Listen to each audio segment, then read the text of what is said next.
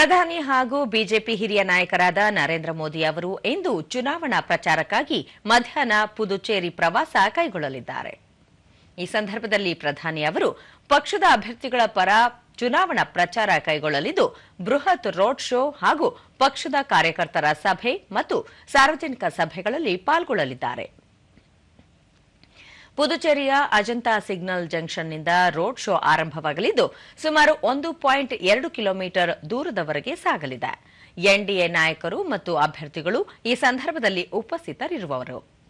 ಬಳಿಕ ಪಕ್ಷದ ಕಾರ್ಯಕರ್ತರು ಮತ್ತು ಬೆಂಬಲಿಗರೊಂದಿಗೆ ಪ್ರಧಾನಿ ಅವರು ಸಂವಾದ ನಡೆಸಲಿದ್ದು, ಸುಮಾರು 30,000 ಮಂದಿ ಭಾಗವಹಿಸುವ ನಿರೀಕ್ಷೆ ಇದೆ. ಪ್ರಧಾನಿ ಅವರ ಆಗಮನ ಹಿನ್ನೆಲೆಯಲ್ಲಿ ಸುಮಾರು 1,000ಕ್ಕೂ ಅಧಿಕ ಪೊಲೀಸ್ ಸಿಬ್ಬಂದಿಯನ್ನು ಭದ್ರತೆಗಾಗಿ ನಿಯೋಜಿಸಲಾಗಿದೆ.